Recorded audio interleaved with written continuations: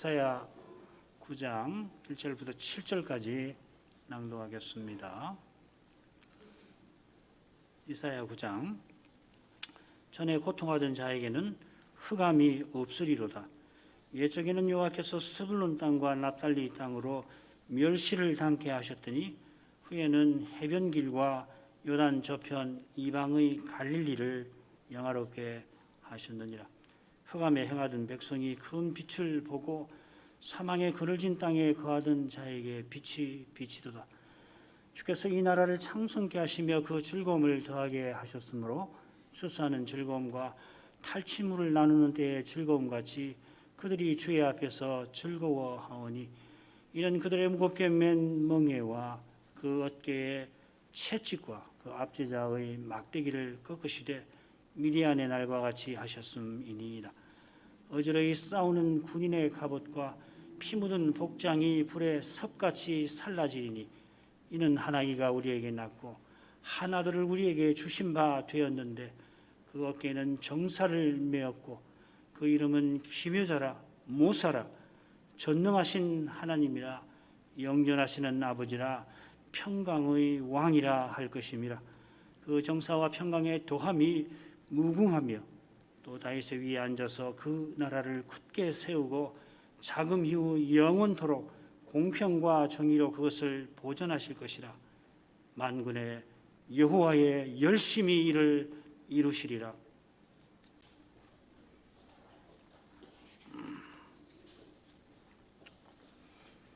여호와께서 임마누엘 징조를 주시면서 다윗의 집 또 유다 백성을 불신앙과 불순종에서 돌이키려 하십니다마는 그들은 선자를 반역자라 부르고 신접자를 도리어 찾아갑니다. 그동안 그들이 하나님의 심판을 피할 길은 없습니다. 게다가 그들은 심판을 받을지라도 여호와를 저주할 것입니다. 그들을 기다리는 것은 흑암, 환난, 고통의 흑암뿐입니다. 이미 그들 자신이 마치 빛을 삼킨 어둠과 같습니다. 이스라엘의 지나간 역사, 죄로 점철된 역사를 보게 되면은 얼른 봐서 은혜를 거부할 수 있다는 아르미니우스주의의 주장을 지지하는 것도 같습니다. 그러나 이 주장은 기껏 인생의 죄가 그만큼 강력한 것을 보여줄 뿐이고 그렇게 강력한 죄를 은혜가 틀림없이 이기는 복음의 진리를 도리어 가릴 뿐입니다. 이스라엘의 저 두려운 역사 끝에 큰 빛이 나타나셔서 도무지 거부할 수 없는 은혜를 베푸셨습니다. 그 은혜를 거부할 수 없는 것이 바로 하나님께서 사람 대신 심지어 한 아기로 오신 거기에 있습니다. 하나님께서 처녀의 몸에 나신 것은 오직 죄인을 사랑할 수 없는 인생을 먼저 사랑하신 데에 있습니다. 우리가 원수 되었을 때 우리 대신 십자가를 지신 거기에 있습니다. 오늘 성탄절에 이 교훈을 유다를 향한 말씀 그 마지막 단락에서 또 살펴보려고 합니다. 이 부분은 크게 셋으로 나눌 수가 있습니다. 1, 2절에 흑암 중에 큰 빛이 비친다 하는 예언이고, 그리고 3절부터 5절까지는 그때 주께서 이 추수할 때나 탈취물을 나누는 그런 기쁨을 주실 것이다 하는 것이고, 6절 7절은 하나님이신 한 아기가 다윗의 위에 앉아서 영원히 다스리실 것이다 하는 것입니다. 말씀드린 대로 이 단락은 오실 메시아에 대한 예언이 앞뒤로 분명하게 나오고 중간에 언약 백성이 큰 기쁨을 맛보는 일이 나옵니다. 오실 메시아는 흑암 중에 큰 빛으로 오십니다. 그처럼 그분은 아기로 나신 하나님이십니다. 다윗의 후손으로 오시지만 다윗이 내 주라고 부르던 바로 그 신비한 인물이십니다. 다윗이 바라던 대로 그분은 영원한 나라를 세우십니다. 전쟁이 사라지게 하셔서 우리에게 영원한 기쁨을 주십니다. 이런 줄거리로 내용을 이제 살펴보죠. 1, 2절 읽겠습니다. 전에 고통하던 자에게는 흑암이 없으리로다. 옛적에는 여호와께서 스불론 땅과 납달리 땅으로 멸시를 당케 하셨더니 후에는 해변길과 요단 저편 이방의 갈릴리를 영화롭게 하셨느니라. 흑암에 행하던 백성이 큰 빛을 보고 사망의 그늘질 땅에 거하던 자에게 빛이 비치도다. 이 고통, 흑암, 이사야서 8장 마지막에 나왔죠. 거기 이 8장에 보면은 이 일이 미래에 있을 일로 거기 나옵니다. 흑암 중으로 쫓겨 들어가리라.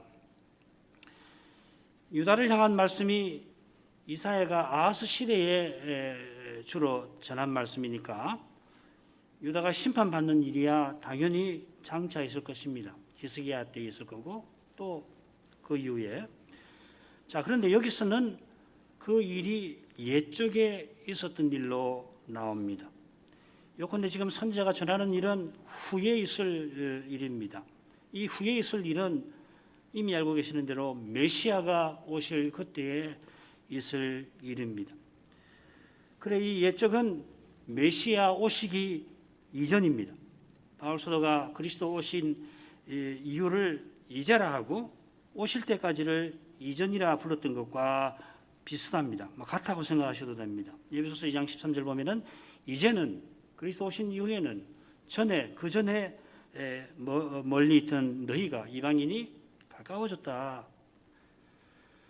선지자가 메시아 오실 때를 전하면서 그때까지 가장 중요한 문제를 지금 언급하는 것입니다. 그것이 바로 스불론 땅과 납달리 땅이 멸시를 당한 일입니다. 북이스라엘이 아시리아에게 망하여서 포로 잡힌 바로 그 일을 지금 직접적으로 우선적으로 이야기를 합니다. 아마 여러분 마음속에 이미 질문이 일어났을 것 같습니다. 이사야 8장 끝에는 유다의 멸망을 고통의 흑암과 같을 것이라고 예언했는데 여기서는 스불론 땅과 납달리 땅의 멸시를 언급합니다. 마찬가지로 해변길, 요단 저편, 이방의 갈릴리, 다 북쪽 이스라엘과 관련된 지명들이죠. 이 지명들은 아시리아 왕 디글라 빌레셀이 이 북이스라엘의 백성들을 포로 잡아가던 중요한 지역들입니다. 열왕기하 15장 보시면 나옵니다. 선지자가 영광스러운 소망에 관한 장래의 소망에 관한 말씀을 전하면서 왜 유다 지역이 아니라 이스라엘 지역을 북이스라엘 지역을 언급하는 것입니까? 그 이유는 많겠습니다만은 제가 알지 못하는 이유가 선지자에게 있겠습니다만은 단연 후에 큰 빛이 바로 이 지역에 비치는 사실에 있습니다. 마태가 이 말씀을 인용하여 이렇게 전합니다. 마태복음 4장 12절부터 17절까지 읽습니다. 예수께서 요한의 잡힘을 들으시고 갈릴리로 물러가셨다가 나사렛을 떠나 스불론과 납달리 지경 해변에 있는 가브나움에 가서 사시니 이는 선지자 이사야로 하신 말씀을 이루려 하심이라. 일러스되 스불론 땅과 납달리 땅과 요단강 저편 해변길과 이방의 갈릴리요 흑암에 앉은 백성이 큰 빛을 보았고 사망의 땅과 그늘에 앉은 자들에게 빛이 비치었도다 하였느니라. 이때로부터 예수께서 비로소 전파하여 가라사대 회개하라 하나님 나라가 가까웠느니라 하시더라. 예수께서 이사야의 예언을 이루려고 스불론과 납달리 지경 해변에 있는 가브나움을 특별히 이렇게 불렀어요. 유명한 곳인데 예언을 겨냥해서 스불론과 납달리 지경 해변에 있는 가브나움에 가셨고 거기서 비로소 하나님 나라를 전파하셨습니다. 주님께서 유다와 예루살렘에 아니 가신 것은 물론 아니죠. 요한복음을 보면은 주님께서 갈릴리보다 이 예루살렘과 유대에서 활동하신 일을 많이 기록합니다. 반면에 공간복음은 특별히 이 마태와 마가는 주님께서 마치 이 예루살렘에 단 한 번만 올라가신 것처럼 주로 갈릴리에서 사역하신 일을 많이 기록합니다. 그래 부활하신 후에도 주님께서 갈릴리로 제자들을 부르시죠. 갈릴리로 가라. 여인들을 보내시면서 갈릴리로 오라 하시더라. 마태는 부활하신 주님께서 갈릴리 어느 산에서 사도들을 온 세상에 파송하셨다고 그 복음서 끝에 기록하고 있습니다. 자, 그런 점에서 여기 이방의 갈릴리라고 하는 표현에 주목할 만합니다. 구약 성경에 갈릴리라는 말이 나오면은 대개 납달리 지파와 함께 나옵니다. 유독 이 예언에만 이방의 갈릴리라고 하는 표현을 씁니다. 옛날부터 이방인들이 근접해서 함께 살던 곳이라 납달리와 구분해서 이방의 갈릴리라 했을 수도 있습니다만은 이 표현이 장차 메시아 오실 때에 있을 일을 가리켜 쓰는 것일지도 모릅니다. 부활하신 주님께서 갈릴리에서 너희는 가서 모든 민족으로 제자를 삼으라 하셨습니다. 그처럼 주님께서 공생애를 시작하시던 처음부터 이방인도 구원하실 뜻을 밝히셨습니다. 이런 점에 비추어서 갈릴리를 이방의 갈릴리라 부른 것은 주님께서 이스라엘의 잃어버린 양에게 보냄받으신 그 사명을 행하는 궁극적인 목적이 결국 이방인 구원에 있음을 잘 보여줍니다. 이방인도 구원하실 주님이시니 갈릴리만 아니라 유다 지역에 살던 이 언약 백성에게도 물론 구원의 빛을 비추셨습니다. 주님께서 비추신 이 구원의 빛이 어떤 것인지 1절을 통하여 간단히 살필만 합니다. 전에 고통하는 자들이 흑암 중에 있었다 했습니다. 이 고통 또 어둠이 어떤 것인가? 이 예루살렘이 멸망할 때 유다 사람들이 악귀처럼 되어서 심지어 갓 태어난 자기 자식을 먹는 데에서 잘 드러납니다. 이 예언이 이 신명기에도 나오고 또 예레미야서에도 나오는데 거기 고통이라고 하는 말 우리나라 말은 곤란이라고 되어 있는데요. 그 말과 비슷한 말이 여기 쓰였어요.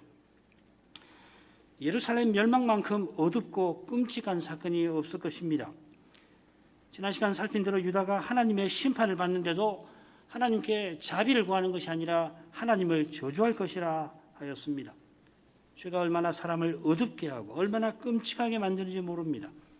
로마군의 포위가 되어서 먹을 것이 없다고 해서 그런데 놀랍게도 사람들이 악귀들이 되어서 심지어 어머니가 자기 자식을 먹고 남녀가 한때 올려서 악귀처럼 되어서 어디 먹을 것이 있다 어린 애가 있다 그러면 쳐들어가서 내놓으라 그런 일을 했는데 이보다 이런 일을 행하는 사람만큼 멸시받을 사람은 역사에 없을 것입니다. 그들이 갈릴리에서 유다와 예루살렘에서 주님의 말씀을 듣던 사람들입니다. 그들이 주님을 십자가에 못 박으라 하던 사람들입니다. 그러나 우리도 마태가 첨언한 갈릴리 사람도 그들과 다를 바 없습니다. 그렇게 죄의 어둠 속에 있던 갈릴리를 여호와께서 영화롭게 하셨습니다. 그 영광은 큰 빛이 거기 비친 데에 있습니다. 전에는 죄의 어둠이 빛마저도 삼킬 것 같았는데 이제 그 무서운 어둠을 삼키는 큰 빛이 나타나셨습니다. 메시아가 오셔서 우리의 죄를 지고 십자가에 달리셔서 이제 예수 믿는 자는 죄의 어둠에서 벗어나서 이제 주 안에서 빛이 되고 빛의 자녀처럼 행하게 되었습니다. 참 빛이신 그리스도를 본받아서 하나님 말씀을 쫓아 형제를 사랑하되 심지어 형제를 위하여 목숨 버리는 것을 마땅한 줄로 여기게 되었습니다.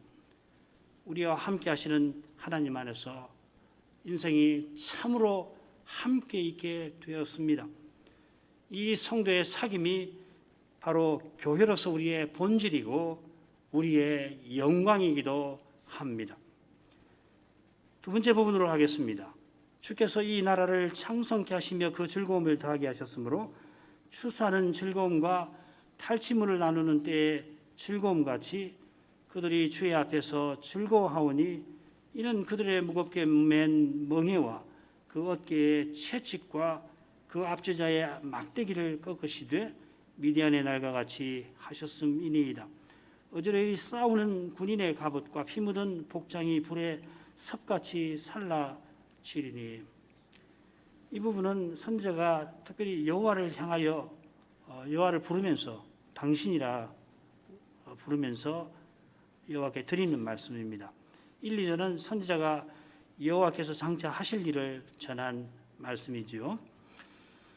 큰 빛이 이방의 갈릴리에 나타나 빛을 비추니까 이 나라가 창성케 되고 즐거움이 더합니다. 이 나라는 북이스라엘도 남유다도 아닙니다. 그 제목에 나오는 유다는 빼버리시기 바랍니다. 우리가 앞서 살핀 대로 이 나라는 옛 언약의 나라도 아닙니다.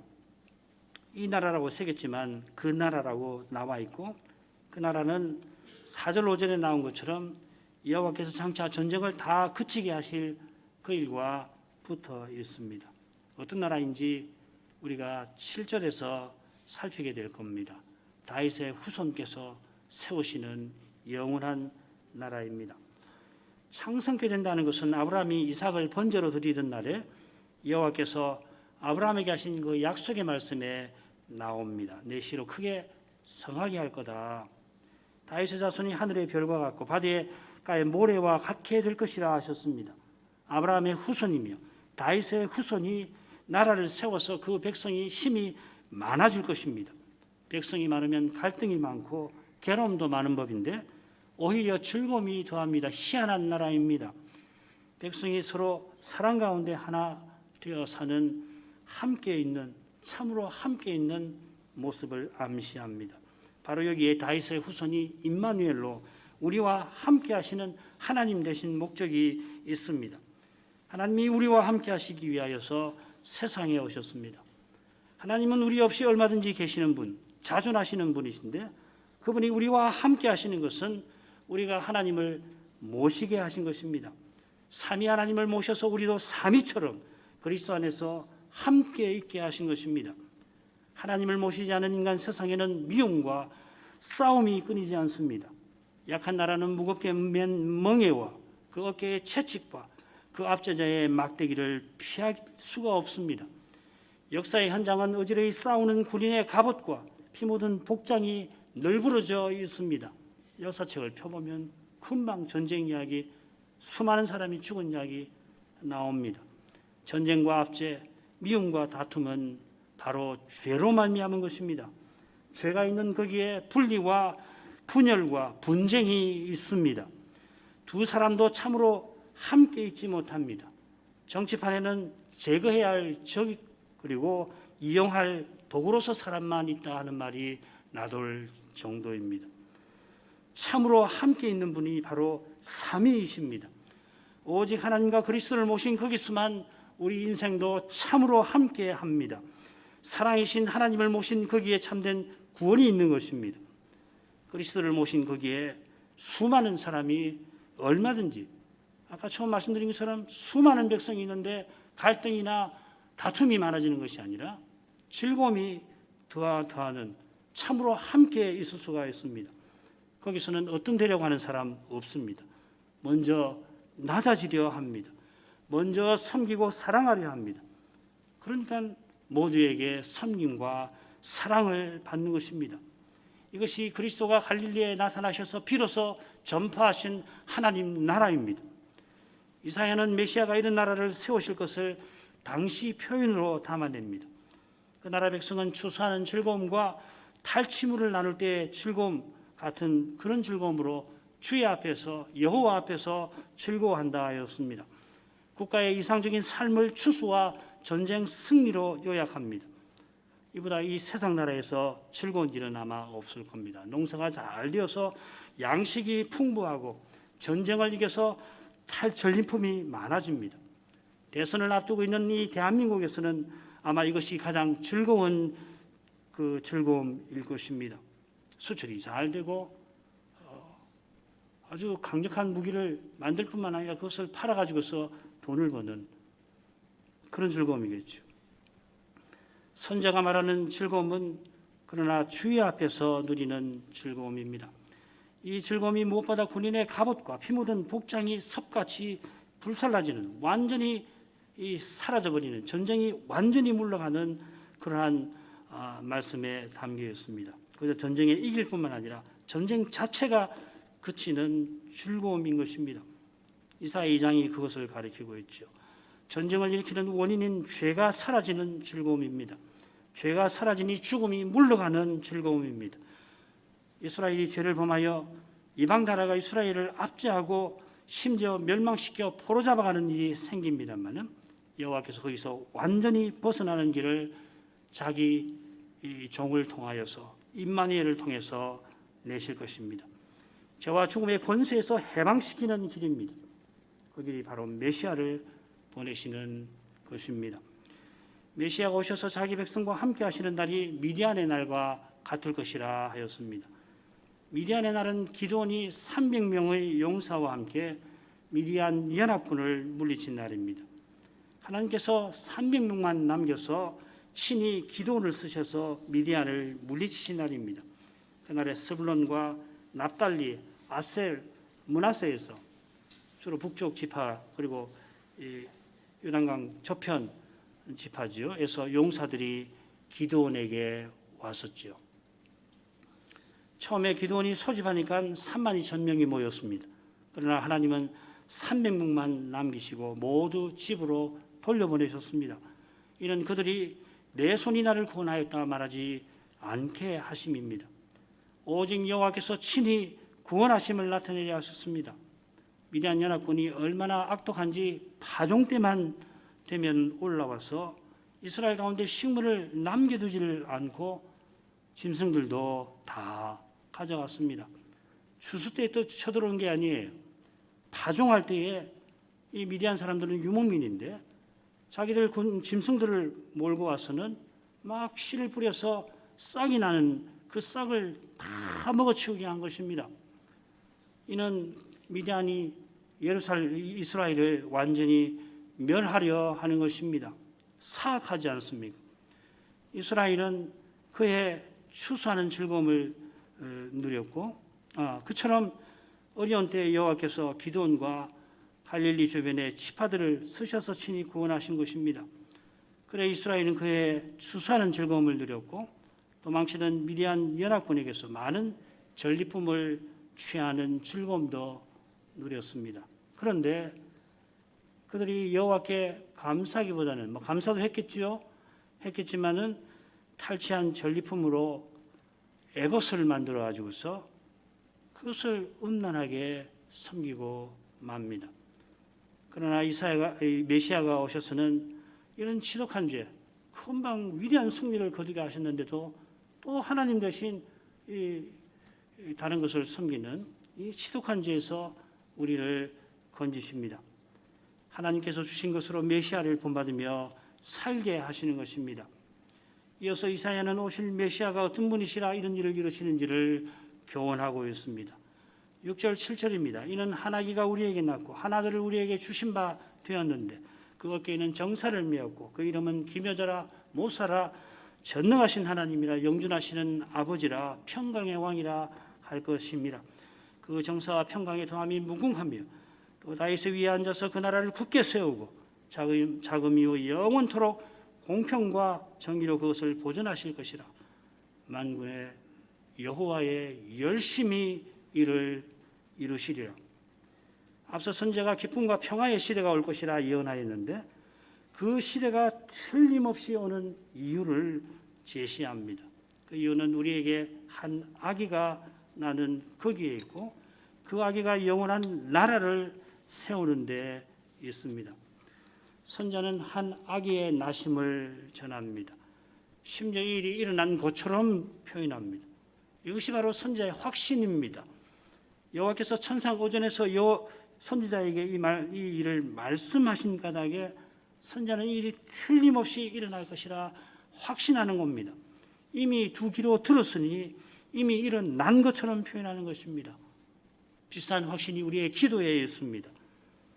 사도는 하나님의 뜻대로 구하면 틀림없이 하나님이 들으시고 하나님이 들으심을 알면은 우리가 그에게 구한 그것을 얻은 줄로 안다 하였습니다.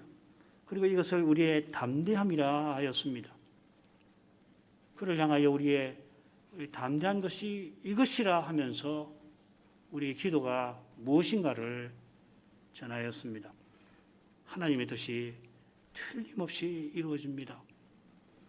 이루어지지 않을 수가 없습니다.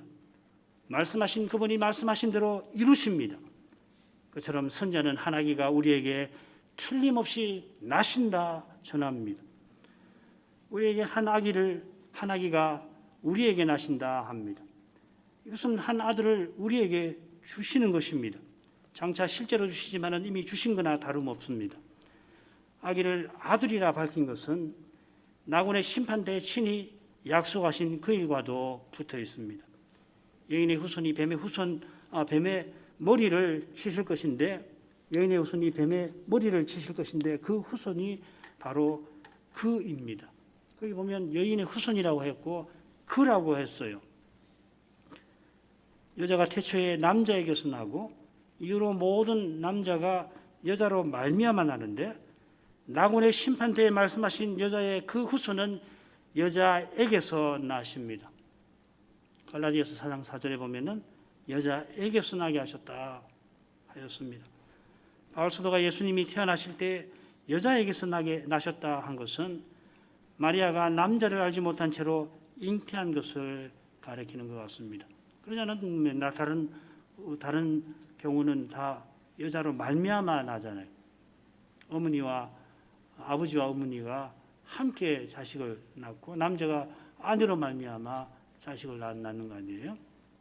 그런데 갈라디아서에는 보면 여자에게서 나셨다.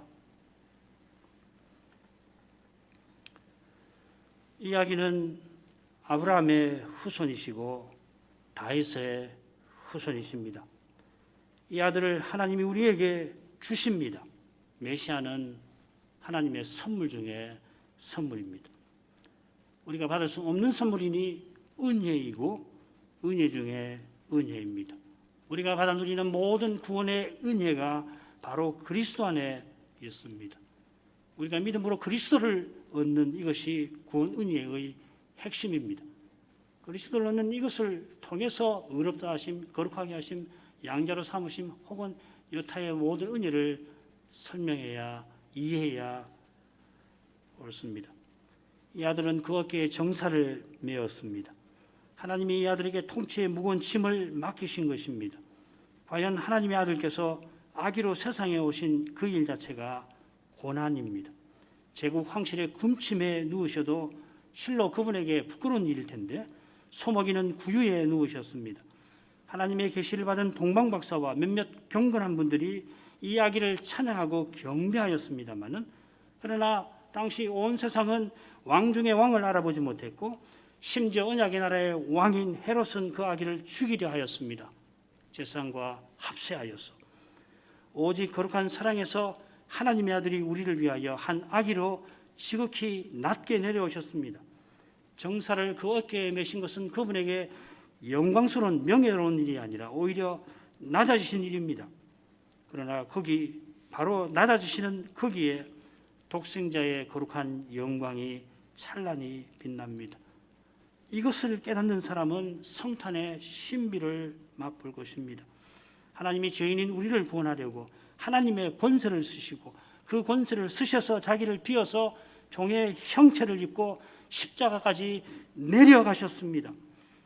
자기를 부인하고 자기 십자가를 지고 주님을 좇는 사람, 주님처럼 이처럼 낮아지는 사람이 성탄의 신비를 깨달을 것입니다. 성탄의 신비가 이 아들의 이름에 잘 드러납니다. 기묘자, 모사, 전능하신 하나님, 영존하신 아버지, 평강의 왕이라 하였습니다.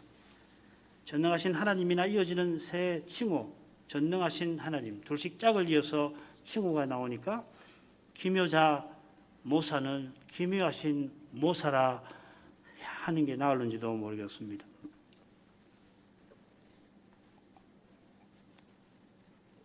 우선 기묘한 모사는 오실 메시아가 다윗처럼 모사를 두실 필요가 없는 분임을 드러냅니다. 다윗에게 후세와 아히도벨이라고 하는 뛰어난 모사가 있었습니다. 가령 아히도벨이 얼마나 뛰어난 모사였는지 아실 겁니다. 다른 모사 후세의 계략을 압살롬이 받아들인 것을 보고서는 그는 바로 귀향을 하고서 집에서 목매어 세상을 하직하였습니다. 얼마나 사람이 총명하면은 곧 일어날 일을 정확하게 예견하고서 거기에 맞는 행동을 취한 겁니다. 그런 모사들이 있어서 다윗이 뛰어난 통치를 펼칠 수 있었습니다. 그러나 다윗의 위에 앉으실 메시아는 그런 모사가 필요치 않습니다.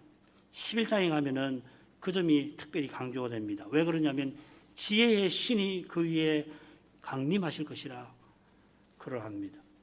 더구나 그분이 하나님이십니다. 하나님이 사람 되시는 거기에 그분이 기묘자이심이 잘 드러납니다. 하나님께서 어린 아기로 나셔서 구유에 누우신 그것이 우리 눈에 기묘합니다. 더욱이 그분이 십자가에 달리셨으니 이 신비를 성신 아니고 누가 깨달을 수가 있습니까? 지금 누가 지상의 교회를 보고서 그리스도를 하늘과 땅의 권세 가지신 주라고 시인하겠습니까?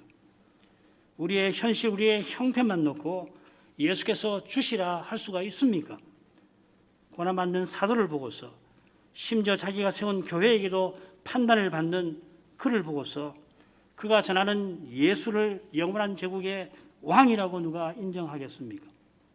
그러나 이 성신의 가르치심과 인도를 받는 신자는 사도의 고난에서 그가 다메섹에서 영광의 주를 배웠던 일을 기억할 것입니다. 그처럼 복음 강설에서 주님의 영광을 뵙는 사람이 사도처럼 기꺼이 미움과 오해를 받을 것입니다. 거기서 주님의 신비, 기묘하심이 드러날 것입니다. 전능하신 하나님이라고 새겼는데 용사이신 하나님이라는 말입니다. 지금 이 통치와 관련해서 영원한 제국을 다스리는 왕이라는 관점에서 쭉 쓰고 있는데요.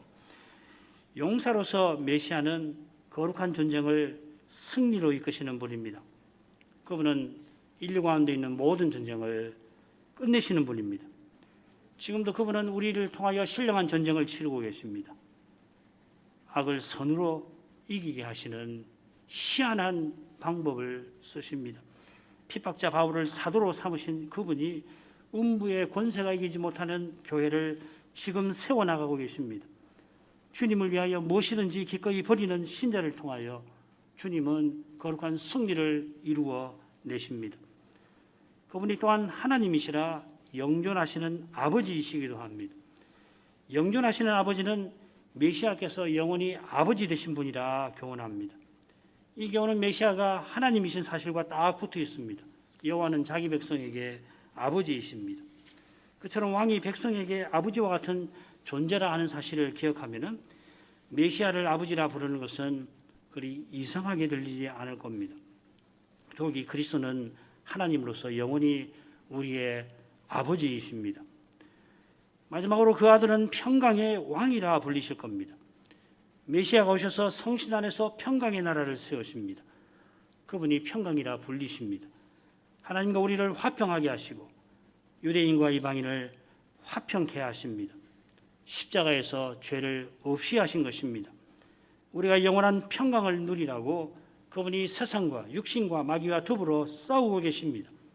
우리의 영원한 평강을 위하여 우리의 죄와 싸우십니다. 우리를 너무도 사랑하시니까 지칠 줄 모르시고 우리의 죄와 씨름하십니다. 죄를 덮어둔다고 잠시 누리는 평안이 참된 평강은 아닌 것입니다. 이 착각에서 벗어나야 합니다.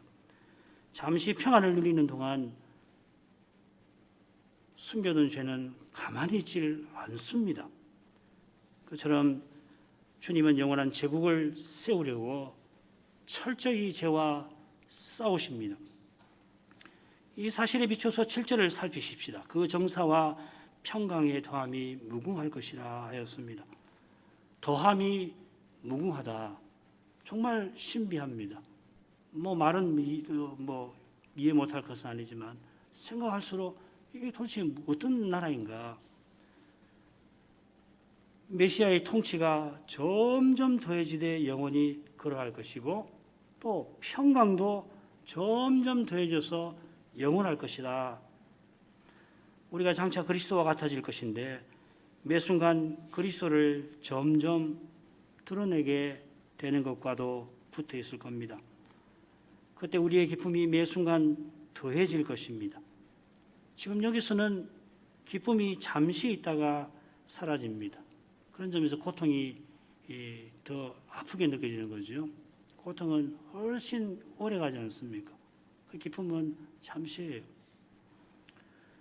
그러나 그때는 기쁨이 영원한데 점점 더해집니다. 도대체 이게 뭘까요? 더해지는 기쁨은 뭘까요? 아마 더해질 뿐만 아니라 새로울 것 같아요. 그 이유가 그리스도의 다스림이 점점 더하는 데 있을 겁니다. 완성하면은 종착점으로 생각하는 지금 우리로서는 짐작할 뿐 제대로 알기는 어렵습니다. 평강도 여기서는 갈등이나 다툼이 없는 혹은 잠시 중단되는 그러한 상태로 생각하기 쉽습니다만은 갈등 중에서도 목표를 향하는 것이 성경이 말하는 평강이듯이 장차는 아무런 갈등이 없는데 삼위의 그 교통에 영원히 매 순간 다가갈 것입니다. 이게 영혼의 의미 아닐까 싶어요. 지금 우리 평생이 심지어 인류의 전 역사가 영혼의 세계에서는 마치 한순간 같을 것이고 매 순간 정체되는 것이 아니라 그저 지속되는 것이 아니라 매 순간 더 나아지고 더 깊어지고 그럴 것 같아요. 더 새로워지고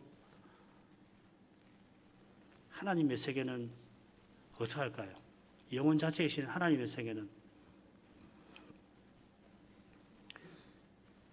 삼위의 교통,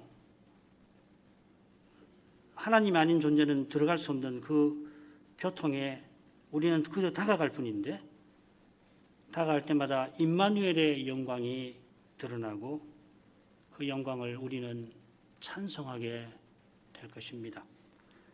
메시아가 다윗의 위에 앉아서 그 나라를 굳게 세운다 하는 표현이 이 나라를 가리키는 겁니다. 다윗의 위에 앉는 메시아는 하나님 나라와 집에 세움받습니다. 왕이시면서 대제사장이십니다. 그 나라가 굳게 서는 것은 십자가로 우리 죄를 도말하신 데 있고 부활로서 또한 죄의 권세도 이기고 계시니 그 나라는 결코 흔들리지 않습니다. 그 백성인 우리는 연약하여서 늘 요동함이 교회와 가정에도 있습니다마는 세상의 요동함은 말할 것도 없고요. 주님이 요동하는 이 우리를 견고한 손에 붙들어 주시는 겁니다. 이것이 만군의 여호와의 열심히 이루실 것이라는 말씀과 붙어 있습니다. 하나님 마음에서 열심히 일어나는데 그 마음은 하루를 천년같이 길게 여기시며 언약을 속히 이루어야 하십니다. 하루가 왜 이렇게 길지? 언약을 빨리 이루어야 되겠는데 이 하루가 왜 이렇게 길지 하십니다. 그처럼 천년을 하루같이 여기시며 죄짓고 불순종하는 형편없는 우리를 길이길이 인내하십니다. 우리의 눈앞에 절망이 가득할지라도 우리의 삶의 실패가 끊이지 않을지라도 하나님의 인자와 성실하심이 세상에 강성하신 바로 거기서 충만히 비칩니다. 그분만이 우리의 구원, 우리의 소망이십니다. 아기로 세상에 오신 그리스도께서 지금 영광의 소망으로서 우리와 함께 우리 가운데에 계십니다. 다시 오셔서 영원히 우리를 주님과 함께 있게 하실 것입니다. 다시 오시는 그분을 바라고 기다리는 거기에 우리 인생이 함께 할 길이, 함께 있을 공간이 늘 열릴 것입니다. 좌절할 것이 아닙니다. 주님 안에서 바라고 소망할 것입니다. 기도하겠습니다. 거룩하신 아버지, 죄인인 인생과 함께 하시려고 성신 안에서 함께 하시는 독생자를 세상에 보내주셨습니다. 세상에 보내시되 사람으로 보내셨고 사람으로 보내시되 동정녀에게서 나게 하셨습니다. 이는 이사야가 아하스 시대에 예언한 그 말씀을 비롯하여서 거슬러 나군의 심판에서 신이 하신 약속과 이후로 맺으신 은혜 언약과 그 언약의 말씀들을 이루려 하심입니다. 성경에 기록되어 있는 것도 우리는 다 알지 못합니다. 안다 하더라도 그 깊이를 다 헤아리지 못합니다. 다는커녕 일부분 겨우 합니다.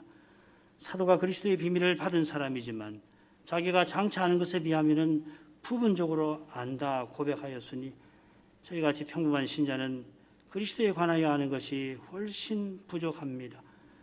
우리가 원수되었을 때 그리스도께서 우리 대신 십자가를 져주신 것처럼 우리가 부분적으로 아는 것도 오직 하나님 은혜에 있습니다. 그 은혜로 우리가 구원받습니다. 달리 구원 얻을 길이 없습니다. 그처럼 우리에게 약속하신 구원은 말씀을 통하여 배우지만은 배우는 만큼 신비합니다. 장차 그리스도께서 다시 오실 때 우리가 누릴 평안은 영원히 더해질 것이라 하셨습니다. 사람의 말로 이처럼 표현해 주셨지만은 직접 경험하기 전에는 영원히 더해가는, 매 순간 더해가는 평강을 제대로 이해할 길이 없습니다. 지금 여기서 그리스도를 깨닫는 일이 어떤 것인지를 이로써 알게 하십니다. 더욱 겸손히 성신을 의지하게 하십니다. 그처럼 그리스도께서 우리와 함께 하시려고 이 세상 오신 그 뜻도 성신을 의지하여 더욱 받들게 해주시기를 구합니다. 그리스도를 모신 거기서 인생이 참으로 함께할 길이, 함께할 공간이 열릴 것이라 믿습니다. 저희가 참으로 함께 있기를 구합니다. 주 안에서 죄의 현실을 정직하게 대면하고 성신의 능력으로 죄의 권세와 맞설 때에 참으로 함께 있을 수가 있을 것입니다. 사람에게는 벅차고 벅차지만은 하나님의 능력이신 그리스도께서 우리 가운데 계심을 늘 기억하게 하옵소서. 예수님 이름으로 기도합니다.